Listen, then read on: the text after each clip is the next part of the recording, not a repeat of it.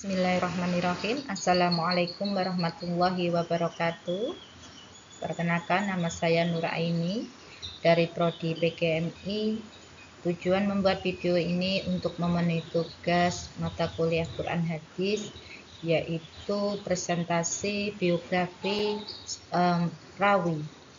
Di sini saya memilih biografi Abu Hurairah, yaitu sang pewaris hadis terbanyak, teladan kegigihan dalam menuntut ilmu dan hikmah kepada Rasulullah Shallallahu Alaihi Wasallam. Langsung saja ya. Profil singkat tentang Abu Hurairah. Nama asli beliau yaitu Abdurrahman bin Syekh Al-Dausi. Sebelum masuk Islam ini ya dikenal sebagai Abu Syam. Berasal dari suku Daus dari Yaman. Mempunyai gelar Abu Hurairah yang artinya bapak kucing kecil karena beliau ini penyayang binatang atau terutama kucing ya. Lahir sekitar 19 sampai 22 tahun sebelum hijrah di Yaman. Beliau wafat pada tahun 59 Hijriah di Madinah, kemudian dimakamkan di Baqi. Peran utama beliau yaitu sebagai sahabat Nabi, juga sebagai pewaris hadis Musnid Al-As. Kita bahas tentang asal usul nama Abu Hurairah. Ini dikisahkan oleh beliau sendiri bahwa saat mengembala kambing, beliau menemukan seekor kucing kecil liar, merasa kasihan, kemudian beliau merawat, memberi makan, dan membawanya di dalam lengan bajunya. Karena sifat beliau seperti itu, maka Rasulullah kemudian menyapanya dengan julukan Abu Hurairah, dan nama itulah yang paling ia sukai hingga kini. Perjalanan masuk Islam. Abu Hurairah masuk Islam melalui perantara Tufail bin Amr ad-Dausi, datang ke Madinah pada tahun 7 Hijriah saat perang Khaybar berlangsung.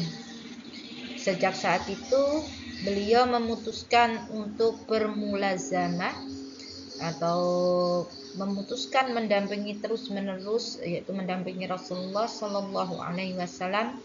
Beliau mendampingi Rasulullah selama kurang lebih 4 tahun hingga Nabi Muhammad Shallallahu Alaihi Wasallam wafat. Kehidupan sehari-hari atau kehidupan Abu Hurairah yaitu karena beliau miskin maka dia dijuluki Ahlu Sufah. Abu Hurairah adalah bagian dari Ahlu Sufah, yaitu para sahabat miskin yang tinggalnya di emperan Masjid Nabawi. Beliau ini rela menahan lapar yang luar biasa demi tidak tertinggal satupun majelis ilmu Rasulullah Shallallahu Alaihi Wasallam. Ahlu Sufah itu yang meninggal dan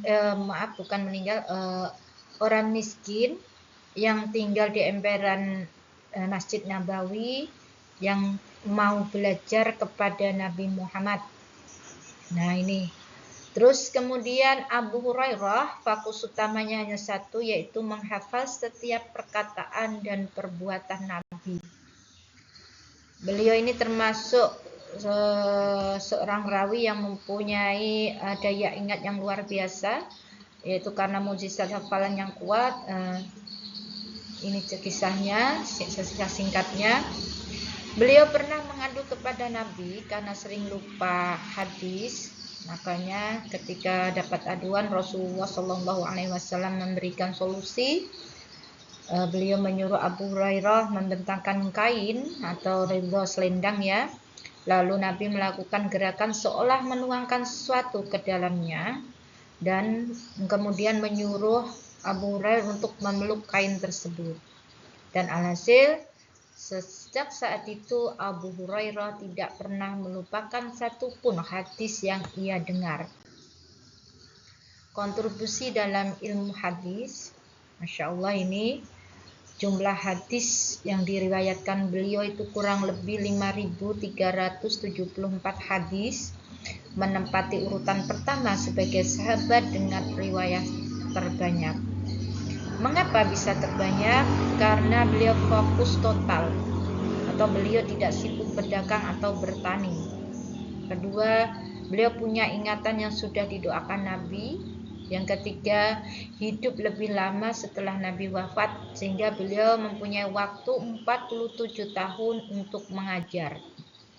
Metode yang beliau terapkan yaitu beliau sangat teliti dan sering mengulang-ulang hafalannya di malam hari atau tahajud dan belajar. Hadis-hadisnya menjadi rujukan utama dalam kitab Sahih Bukhari dan Muslim. Itu adalah kontribusi dalam ilmu hadis. Karakter dan kepribadiannya, beliau terkenal sangat berbakti kepada ibunya. Kisah doanya yang membuat ibunya masuk Islam adalah salah satu momen paling mengharukan. Beliau adalah teladan dalam kesabaran menghadapi orang tua yang belum mendapat hidayah. Yang kemudian warah dan suhud, meski pernah menjadi gubernur Bahrain, ia tetap hidup sederhana dan sangat takut kepada Allah. Sabar, tetap tegar meski sering dihina karena kemiskinannya di masa awal Islam. Itu karakter pribadi Abu Hurairah.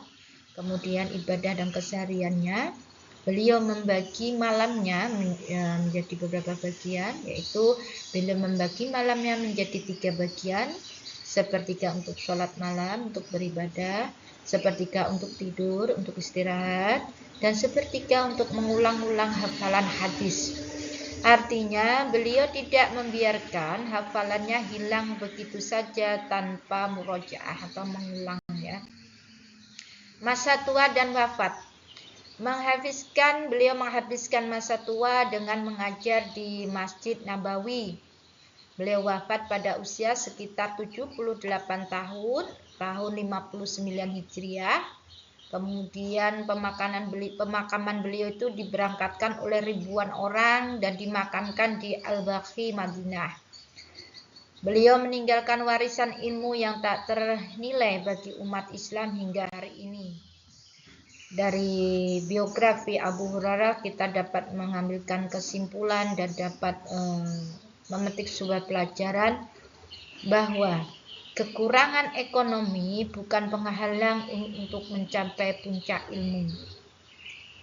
Kedua, keikhlasan dalam melayani agama akan membuahkan nama yang abadi. Yang terpenting, adab dan bakti kepada orang tua sebagai pembuka pintu hidayah. Demikian presentasi dari saya, kurang lebihnya mohon maaf. Berkata,